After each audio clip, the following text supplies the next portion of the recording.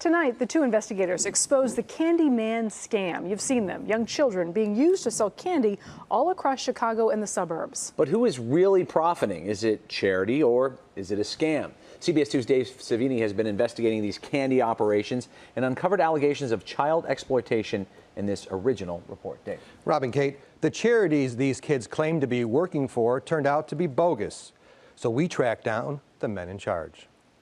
Tell me what you're selling. I'm selling devil's food, chocolate cookie cakes, peanut chews.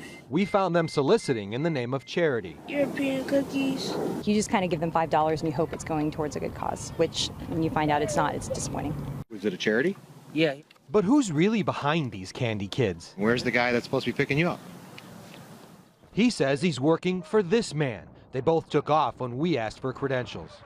Would you explain for me why you ran if you're a real charity? In suburban neighborhoods like this, we found they had similar sales pitches. But in each case, we couldn't find any legitimate charity. Instead, we found children being used by adults with lengthy criminal records, allegedly exploiting them to make money. I guess we should need to be more suspicious, which is sad, of people coming to the door claiming to represent charities. And the guys just dropped you off and you're working the neighborhood? Yeah. How old are you?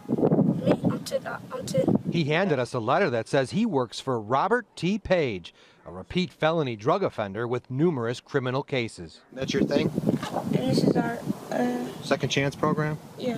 Page's so-called charity, Second Chance Childhood, is not even registered, and the letter kids are using to solicit was written by U.S. Congressman Danny Davis's office. It is scandalous. It is shameful. It should never be done. Congressman Davis was outraged to see kids and his name being used this way. We don't know any more about them. This guy here, never met him? I've never met them. And you don't have your stuff with you? No. This teen works for Terrell Brown, who runs another candy sales operation called Kids of America, Inc. Seriously, if you're a real charity, why did you take off? He picked up a rock when we asked for his credentials, so we called police. Oh, here come the cops. Okay. Brown is a repeat felony offender. Crimes include drugs, domestic battery, and contributing to the delinquency of a child.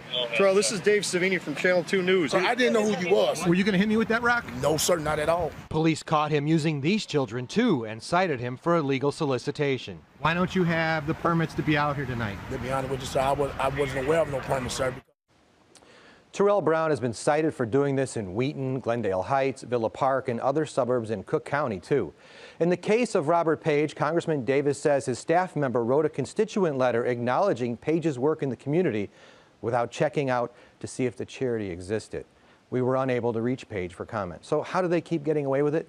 They basically just get a slap on the wrist, a small fine, and the kids make thousands, so they can afford that. Well, sure, and it's such an easy sell. You see a kid selling candy, of course you want to help out, and sometimes you don't even think to question it. You just think it's got to be for the right motives. Right, and there are a lot of good charities out there that have to follow the rules. They should, too. But despite the fact you've done this story on these two men, there doesn't appear to be any way to stop what they're doing, is there? No, with this kind of pattern, they just keep going. All right. Thank you, Dave.